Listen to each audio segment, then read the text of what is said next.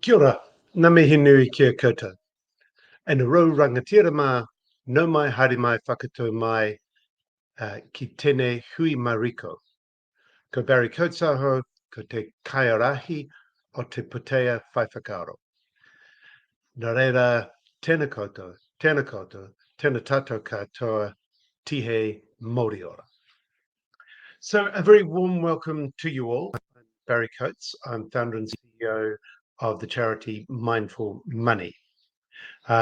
We provide information on KiwiSaver and investment products to members of the public. We make the information available free, and we raise awareness as to what the public can do and what the finance sector can do to make our financial system more sustainable, including a shift towards climate finance that is supportive of a transition pathway towards 1.5 degrees. So today we're talking about something a little bit different than what we normally think of in terms of climate action, which is reducing emissions. Today, we're exploring the role of investment in climate resilience, in protecting communities, the economy, and our environment from the impact of climate change, and helping adapt to the growing impacts from climate change.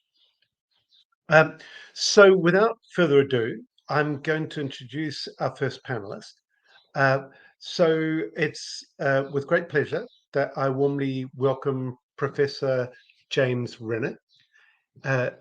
James is one of the world's leading climate scientists. He's been a lead author for the 4th and 5th assessment reports for the Intergovernmental Panel on Climate Change, the IPCC, and coordinating lead author on the 6th assessment report, which is the last report. He's Professor of Physical Geography at Victoria University and a member of the New Zealand Climate Change Commission. So very warm welcome to you, James.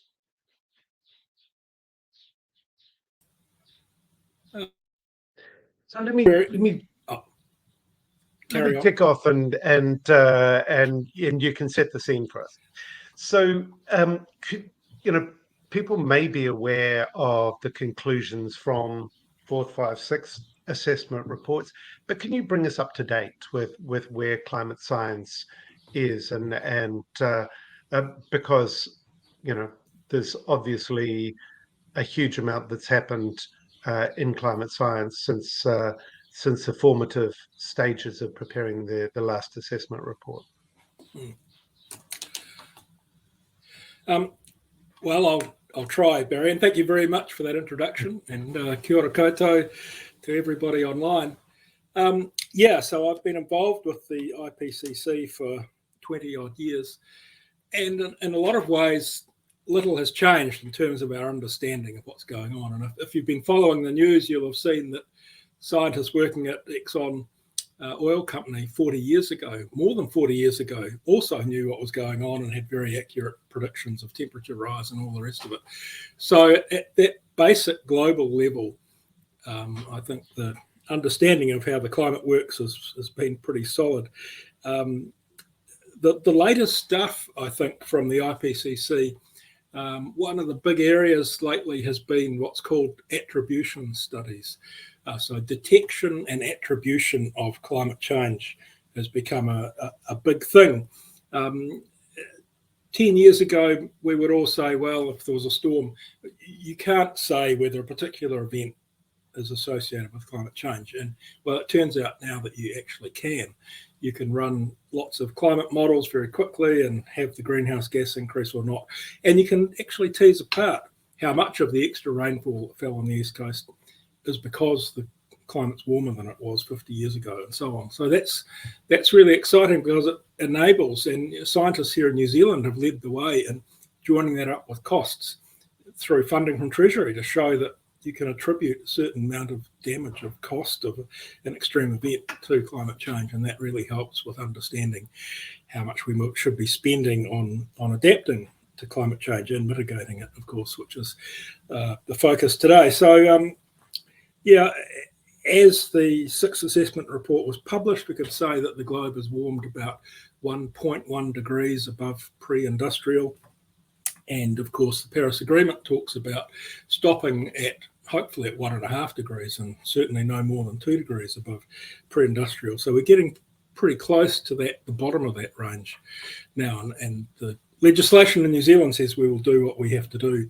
to stop at 1.5, or be consistent with what has to happen to stop at 1.5 degrees. And, you know, what has to happen is, according to the last IPCC report, that global emissions of greenhouse gases have to peak no later than 2025, i.e. we have to start reducing emissions within the next 2 years. The end of 2024 has to be the end of any growth in the use of fossil fuels, essentially. So we have very little time. If we don't meet that, if emissions keep going up beyond the end of next year, then we'll go through 1.5 degrees most likely, probably get to 2 degrees of warming, maybe more than that. And, you know, if we start to get to those levels of warming globally, we're in big trouble. There are lots of thresholds, tipping points that come along. The irreversible melting of the West Antarctic ice sheet and parts of the Greenland ice sheet. So locking in accelerated sea level rise to the point where we have several metres of sea level rise over the next few centuries.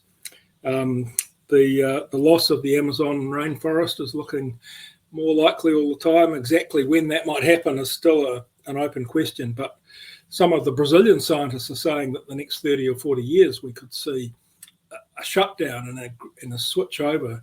It would take time, but the whole rainforest would switch to a savanna kind of state, and that would completely reconfigure tropical circulation and the global circulation to a certain extent. Release of greenhouse gases from the Arctic, from the thawing out of permafrost, the deep ocean circulation possibly shutting down. It still doesn't look like that will happen this century, but it's weakening, so we can't be absolutely sure. So there are a lot of big problems possibly facing global community if we don't get on top of emissions quickly. So, you know, adaptation, great. We have to adapt to the changes we've already experienced and ones that are coming up. But, you know, you get to some point where you can't adapt. It's just unmanageable. And so we really need to get on top of the emissions to make sure that what comes along is stuff we can adapt to. So just quickly for Aotearoa, and this is all covered in Chapter 11 of the Working Group 2 report of the 6th assessment. It's a very nice summary of Australia and New Zealand, what's likely to happen for different warming rates. This country is warming at about the global rate. We already see, you know, this attribution stuff. We've already had that used in this country, and we see climate change fingerprints and floods and droughts and certainly high temperatures. And into the future, I guess more of the same, but more severe. So more heat waves, bigger, longer droughts, bigger floods, more damaging floods, accelerated sea level rise, so more coastal inundation, more coastal erosion, loss of land, loss of infrastructure. And something that's been worked on recently is the fire climate of this country becoming more severe, not quite like you would see in New South Wales and Victoria and Australia, but heading in that direction. So we could see big fires, especially in eastern parts of the country, over the rest of the century, you know, as we get to 1.5 or 2 degrees of warming. So the potential damage to human health, to infrastructure, to agricultural production, to the economy is, yeah, how bad do you want it to be? It could be absolutely terrible if we don't get on top of emissions. So we have all sorts of reasons to want to get on to adaptation as well as mitigation, because, you know, we're already seeing these changes happen.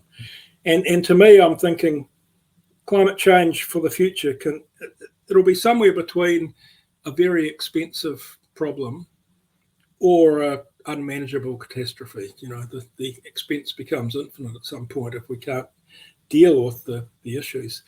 So at the very least, we really need to invest in a smart way to avoid locking in future use of greenhouse gases, future emissions, and we need to be working very hard to get those emissions down. So I think that's all I'll say for now, Barry. It hopefully covers the field, and I'm really happy to take questions later on. So there we go.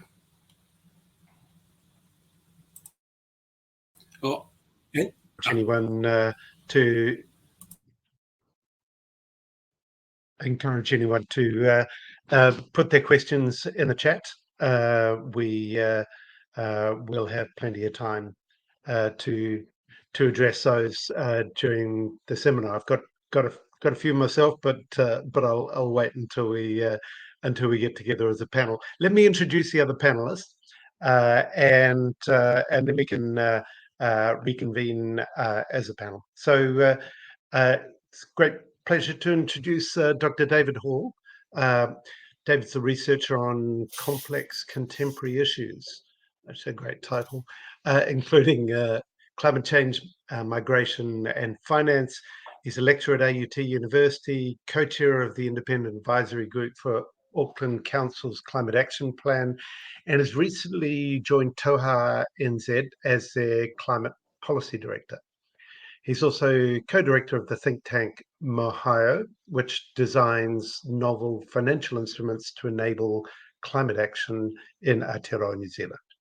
So, David, very warm welcome back to you for another session on the seminar series. And thanks everyone for joining. David, can you give us a bit of background on your work on adaptation, why you wanted to do this work about adaptation and financial instruments, and maybe some highlights of the report? Yeah, so the report was commissioned by the Ministry for the Environment as part of a work program that it's going on in regards to meeting the costs of climate change. And yeah, they commissioned that on the basis of previous reports that I'd produced through this project, which you mentioned, the Climate Innovation Lab. And, you know, the idea of that was to look at financial innovation as a way of unlocking some of the investment that we need both for climate mitigation and, in this case, climate adaptation. Adaptation is not a topic that I had focused my mind on. I've been much more focused on the mitigation side of things, but it was a great opportunity to explore adaptation because from a financial perspective, it's a great challenge, and certainly the scale of need is enormous. You know, the recent UN Environmental Programme report on the adaptation gap looked at just developing countries around the world, and they're talking about, you know, up to 2030, we need $140–300 billion a year of investment over this decade. And, you know, beyond that, it goes up to 280–500 billion a year. Huge numbers. No one's quite sure what the quantity of need is here in Aotearoa, New Zealand. An analysis of that hasn't been yet. But, you know, the climate change risk assessment reports that have been done in preparation for the National Adaptation Plan, they identified that, you know, there is a major finance gap there, and we need more investment in this space, whether it's coming from the public or the private sector. So most people would look at this. So, sorry, I was just going to go pick for up it on that point. Most people would look at this and say, well, this is obviously a government problem, and public finance is going to be necessary to address adaptation, protection, climate resilience. Can you talk a bit about the role of private finance? Yeah.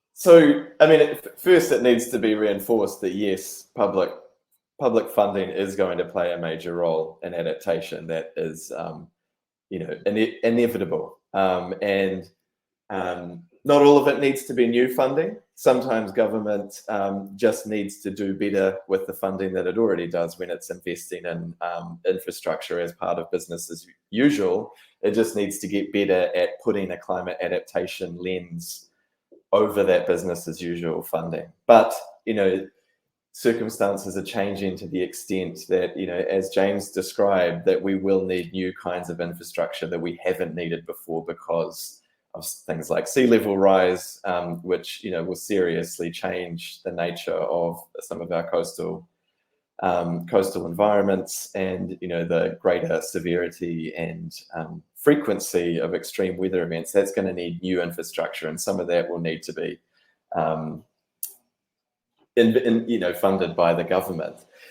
That said, the volume and the scale of need is so great, and local government and central government are constrained in different ways to the extent to which they can finance and fund these things. There's perhaps an argument that central government in particular constrains itself too much in regards to its investments in infrastructure, and it could fund more if it so chose to, which is perhaps another conversation for another day. But there is a case to meet the scale of investment that is required to bring in private investment where possible, and so there is a general case there for diversification of investment opportunities where possible. I think there's also, it's not just about quantity. I think there's also a case for responsibility as well. I think that, the private sector has a responsibility to start investing in risk reductions, because otherwise, the public sector will be left to pick up the tab for things that companies should have been aware of, climate-related risks to their assets and so on. I know that Barry, through the Mindful Money podcast and so on, you've talked a lot about climate risk reporting and that new regime, and hopefully that should help to illuminate for many companies the risks that they do have to their assets and to their supply chains and so on. And private companies have a responsibility to take those risks seriously and to make those investments internally off their own balance sheets or by accessing finance in order to reduce those risks. And I think there's a case here for unfairness if that's left to the taxpayer to pick up the bill for risk reductions and potentially post-disaster support that companies should have done themselves. And I think another thing, having dabbled around the financial instrument design space for a while, some of the instruments can help to overcome particular investment barriers that might be in the way in a case-by-case basis, because the instruments can help to bring in complementary cash flows or reallocate risks in ways that make a business case which is currently non-economic or marginal into something which is commercializable. Yeah. And David, just finally, some of these instruments people are going to be aware of, things like green bonds, sustainability bonds, etc., repurposing those for use in adaptation finance. But it's also going to need some novel financial instruments, as you have described. Can you give us just a sense of where you think some particularly important financial instruments are going to be used to generate the finance?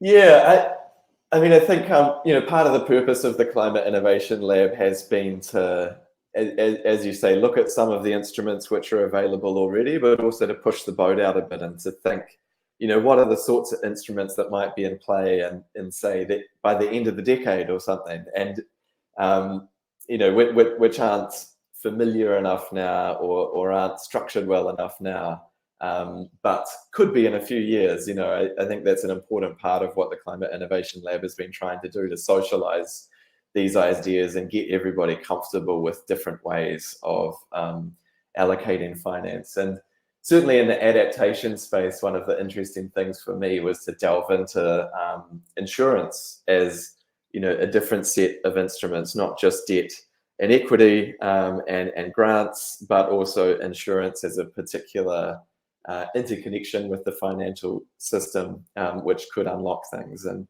certainly one of the things which interested me was the possibility for a greater use of risk-adjusted insurance, which is familiar in, say, health, where premiums are discounted on the basis of people undertaking risk reductions for their own personal health, taking on lifestyle changes and so on, which reduce their risk of heart disease and so on. And so that is reflected in your premiums. But there is a question to the extent to which that might be applied in the climate adaptation space. And there is an example of this in Queensland and Australia, Suncorp issuing an insurance premium reduction program where the premiums were reduced for houses that undertook improvements to homes which reduced the risk of loss and damages in the event of severe cyclones. So,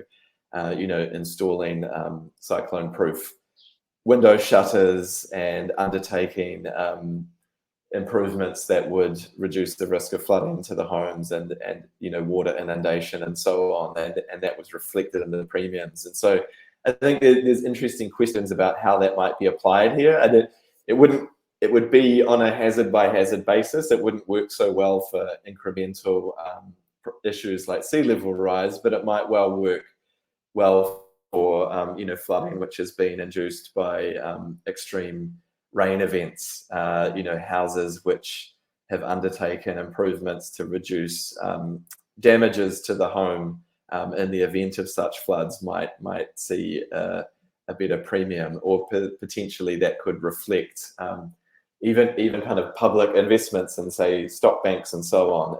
If the risk is reduced, that might justify a reduction in premiums for houses that benefit from that public investment, and that could be a way of increasing social solidarity and support for that public investment in things.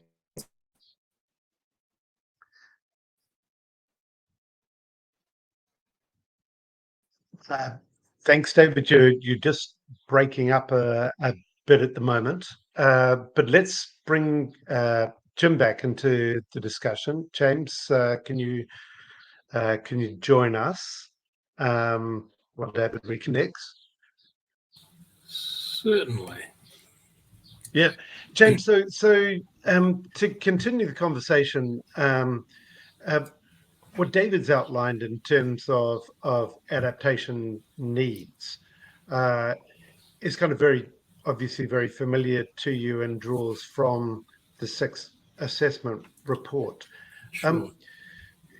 Do we have a kind of a problem that there hasn't been enough policymaker attention to adaptation and resilience, or from others across society, from businesses, communities, etc.? Because every time we have one of these so-called natural disasters, people wring their hands and say, well,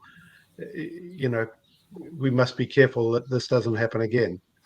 But it's not entirely clear that we're actually doing anything about it. Indeed, yeah. It's that classic thing when some event happens, everyone gets excited, and then a month passes and you move on to the next thing. So yes, I would say yes, there has not been enough policymaker attention in this area, and I think it's improved in this country recently through the Climate Change Commission's work. The government now has a national adaptation plan on the table. It's perhaps a little bit short on detail, but some of the things that hopefully will come out of that effort is more coordination across the country. I think David makes the point that public policy, government policy and public direction really for private enterprises is crucial in all of this. And having a national strategy so that all the local government areas can work, know what they're doing basically, and work in the right direction and work with each other. So yes, there's a lot more that could be done. here. And another thing David mentions in his report is the first mover problem. And it's a classic thing. It's like the international situation. Everyone's waiting for everyone else to start reducing their emissions. And I look at these things and think, geez, guys, doesn't the global community realize if we don't take action very, very soon, we're going to be in all sorts of trouble? And all of this kind of psychology around who's going to do something first drives me crazy. I just want to see some action. So I'd love to think Aotearoa can be a global leader in this area. It would have to be good for us as well as good for the globe. Can I add some further flesh to that? I mean, I think we need to think of government and the financial system together as a coordinated entities in this place. There is no kind of finance doing it alone. In that sense, the government plays a critical role in creating an enabling environment for adaptation finance. And one of the things that struck me doing this report was actually the critical role of research in this space. James touched on that a bit earlier in terms of the attribution science, but for issuing some of this, these financial instruments, you really need to go down to a very fine granularity for that research. And I think government is going to have to be quite targeted in the way that it supplies that research funding. If it wants to do something like the instrument I was talking about earlier, the risk-adjusted insurance, it's going to need to, illuminate what those risk reductions might be, the probability that they're going to actually reduce damages in a flood event, what the cost-benefit ratio of some of these interventions are. That kind of information is vital to get the instrument up and running. And it's not clear that the insurance industry itself is going to invest in that research. So, the question, and that comes back to the first mover problem, if government really wants to make sure that the financial system is doing as much as it can to reduce and to transfer some of those risks, then it may have to take the leading role in supplying some of that research so that the insurance sector can start developing instruments like this and reflecting those risk reductions in its premiums. And part of the difficulty, presumably, is that these are wickedly complex problems. I mean, somebody's asked a question here to say, basically, what's the bill for adaptation in New Zealand? And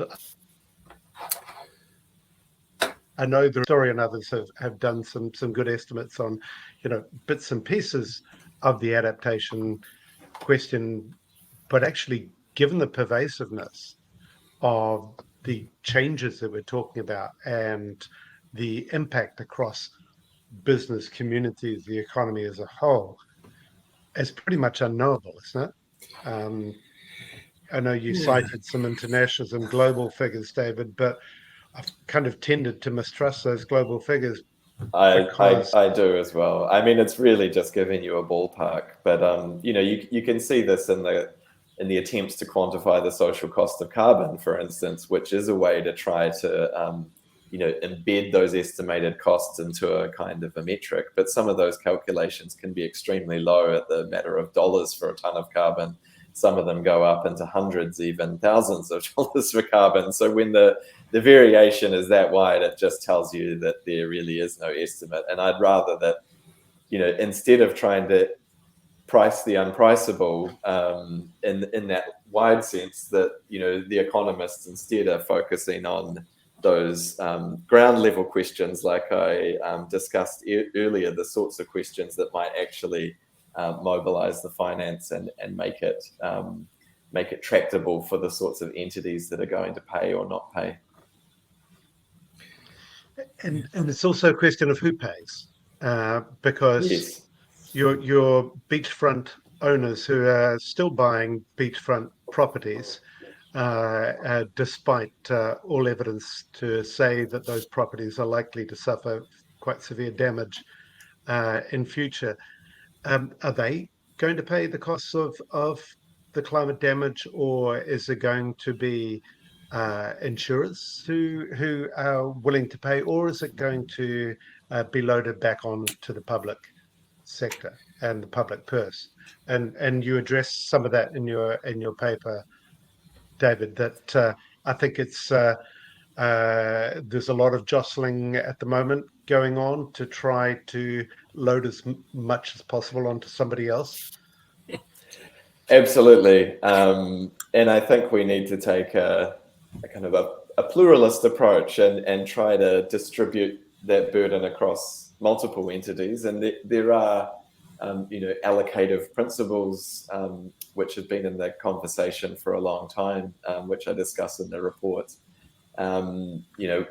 Probably the bedrock principle is the public pays approach, that government foots the bill for the infrastructure and assistance for when people are in trouble, and certainly that plays an important role, as I discussed, and it builds social solidarity, and it's especially critical for disadvantaged communities which might not have equitable access to things like insurance and loans and so on to help them. And so there's a critical role there. But as I alluded to, some of the private sector beneficiaries of adaptation activities, they ought to carry some of the bill as well. And so we have a principle, the beneficiary pays. And so, people and communities who have a direct or indirect benefit from adaptation infrastructure or other sorts of activities, they should contribute a little bit more. And so those who've chosen to live on the coast in those beachside properties, they do have a little bit of responsibility for their choice, and they should pay a little bit more for infrastructure that that preserves the value of their assets in a way that perhaps someone who's up the hill, and made a different choice, shouldn't do so. And then there's a question here as well of what the polluter pays principle looks like in adaptation. We're familiar with that principle in climate mitigation, where we make emitters pay. In New Zealand, we do that primarily through the emissions trading scheme. And there has been talk about using some of the revenue from the auctions in the ETS to pay for adaptation. That's a decision that I believe the government is going to make this year. But there's a question here about, when actors maladaptation. So, that's kind of what polluter pays might look like in the adaptation space. Those actors which have perhaps drawn too much on water reserves, and so, contributed to the potential for water shortages, or those actors who have removed vegetation from erosion-prone hillsides and therefore made those catchments more vulnerable to extreme weather events. Those are maladaptive activities, and perhaps those actors which have a responsibility for those maladaptive outcomes should also contribute to the remediation of them. And then the final of the four principles is ability to pay. So just the argument that those who have a greater ability to pay, those who are wealthier, ought to contribute a little bit more. And so, obviously that sort of gets us into fiscal policy and the use of taxes and redistributing tax revenue into adaptation as another way of addressing the finance and funding gap that we have for adaptation today. James, do these questions come up for you through the Climate Change Commission and through your research? To a certain extent, yes, although the actual choices to be made around tax policy, around dividing up the costs, is really down to the policymakers, down to the government. So it's the kind of conversation you might have over a coffee, but it's not really a big part of the actual analysis at the Climate Change Commission. And it's not something I've looked at personally in my research or that of my colleagues. I suppose just my personal reckon, I suppose, is that, and many people have said this, but climate change, damage related to climate change, coastal erosion, let's say, it'll happen in a particular place more than it would somewhere else. But it's very like an earthquake. An earthquake damages some part of the country. But through the tax system, through the way everything's configured, we all pay a bit to help out those who are most affected. And I think climate change is is very like that. It's affecting the whole country in different ways, and we all have a collective responsibility to basically foot the bill for that. How that's actually done, as David's just described, there's many ways to skin that cat. It's actually relates to a question that's just come in from Simon Terry, and Simon obviously has done some great work in this space. But he says, as the insurance industry has dragged its feet over premiums for earthquake hazard, don't they need a bit more of a push in order to differentiate premiums for climate-related decisions to avoid a kind of pretty pervasive moral hazard of acting in ways where they're not bearing the full responsibility for their actions? So, David, do you think this is something where public policy is required in order to start to ensure that insurance premium start to reflect the kind of costs that are likely? Yeah, I cannot claim to expertise on the regulation of the insurance industry, but obviously that is one way of doing it, the stick approach, and to require the insurance industry to undertake that. I think my role here is really to throw up the ideas and to raise awareness of these particular options and to help policymakers, be aware that these are ways that could help them reach their policy objectives. And then I think it's really up to them and the insurance sector to come to an understanding around whether these sorts of instruments are possible. And, ultimately the insurance industry needs to make the economics add up. And, one of the challenges for an instrument like risk-adjusted insurance is that it does potentially load higher underwriting expenses onto the insurance sector because they will need to verify that those risk reductions have been undertaken. And so there will be a process there which, requires, which adds to the kind of transaction costs in a way of that particular instrument. And so, there will be a question around whether the economics stack up. And, you would hope that there's a purely commercial case there, that the insurance industry has enough of an interest to work with policyholders to reduce their risks so that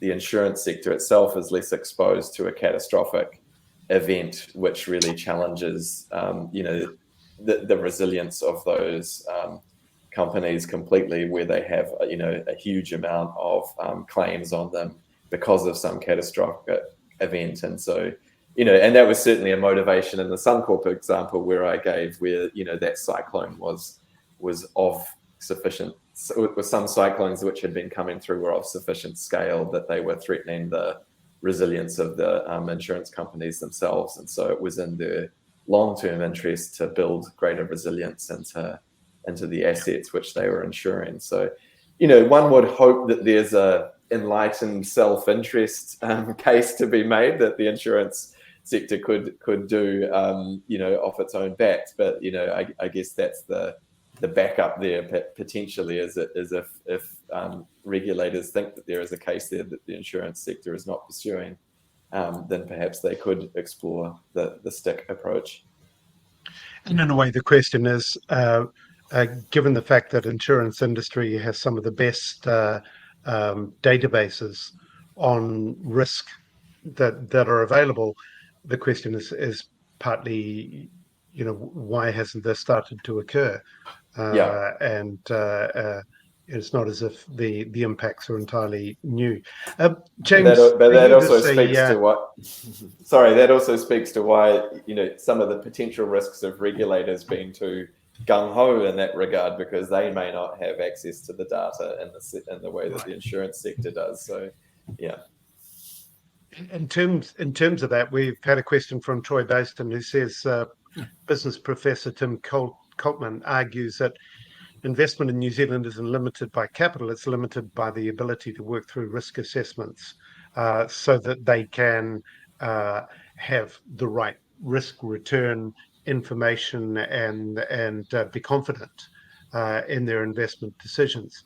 So James, kind of given some of the complexities that you've outlined in terms of climate impact, do you see kind of progress on risk assessments? You talked about attribution analysis and other things, but have you seen significant advances in being able to assess the nature of the risks that are faced by different types of industries and communities?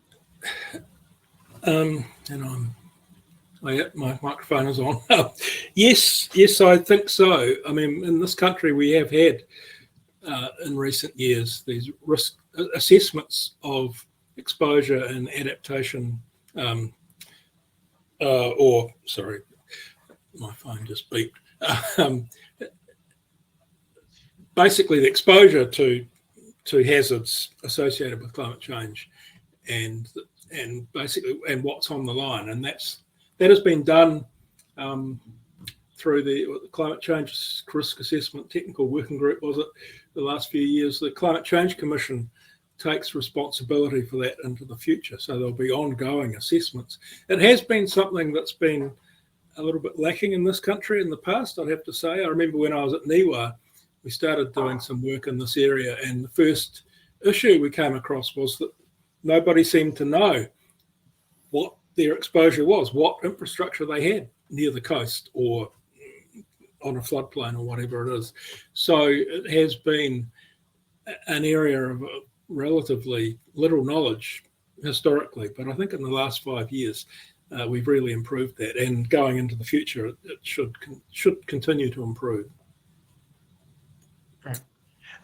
We're coming to the end of the time. We've had a fun question come in from Jack Bissett. Hi Jack, thanks very much for the question. And it's to you, David, to say that talking about the Crown institutions such as the New Zealand Green Investment Fund, other investment institutions, he says, basically, since they're focused on mitigation, do we need some repurposing of those kinds of institutions in order to support adaptation finance and resilience finance, or do we need new forms of institutions in order to do that? Because maybe by loading adaptation into a mitigation focused fund, you're not doing something that's fit for purpose. Yeah, I mean, I think that the mandate that NZGIF, the Green Investment Finance, operates under would be somewhat constraining for adaptation, but not entirely. And I think you could adaptation as one of its investment areas there, because there certainly are adaptation investments that can be justified on standard commercial basis. I mean, if you think about drought-resistant crops, or you think about water-saving technologies, or even water infrastructure that has a clear user pays approach to the usage of that, there's all clear revenue streams, and it makes it reasonably standard stuff for equity investment and so on. But so much of the spectrum of things which need to be done in the adaptation space, some of it's just about capital preservation. It's not going to be at all about getting a return. It's just about going to be trying to preserve what you have. And so, that is just going to fall outside of the mandate that something like NZGIF has, where it has to actually show a return at the end of the day. And, and then a lot of other investments, a lot of adaptation is going to fall into that public good category as well, where the benefits are non-excludable and they're non-rivalrous, and so in that respect, we may well need, bespoke funds which are able to deliver funding and finance, under those quite different circumstances, and to invest in risk reductions and to see the reduction of risk as a positive return, merely, rather than a financial return in the standard way. Yeah. And as you say, examples of blended finance can try to put a more systematic approach around the finance, as opposed and to in an interesting way, single we've seen some of that logic in the previous national government when Bill English was talking about the social investment approach, which used an actuarial lens about thinking about future costs on government in that context, in regards to providing social services and trying to make targeted investments in the present to reduce those long-term, costs on government. And I think the same approach works very well in the adaptation context. What are the cost-effective investments we can make now, which are going to make a big difference in regards to alleviating future costs for government that it'll have in terms of disaster relief and emergency funding. So there is a logic there, and I think it's going to take that something more like that form. Phil, thank you both very much. Thank you to Professor James Renwick for your contributions and your fantastic work on climate science, and to Dr. David Hall for continuing to push the boundaries with research and ideas. So thank you both. Thank you both very, very much. Thank you, Barry. Thanks, Barry.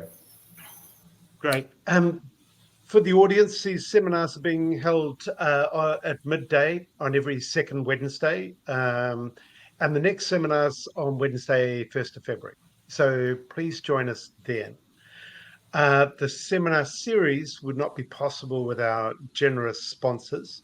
So we're grateful to New Zealand Green Investment Finance, to Mercer, Alfinity, and the Medical Assurance Society, MAS. With thanks also to our silver level sponsors of Booster, Harbour Asset Management, and Trustees Executors. So for everyone, as a parting comment, please stay active. Use your funds to invest mindfully. The climate crisis needs us all. So see you in 2 weeks. Mā te wā. Kia ora.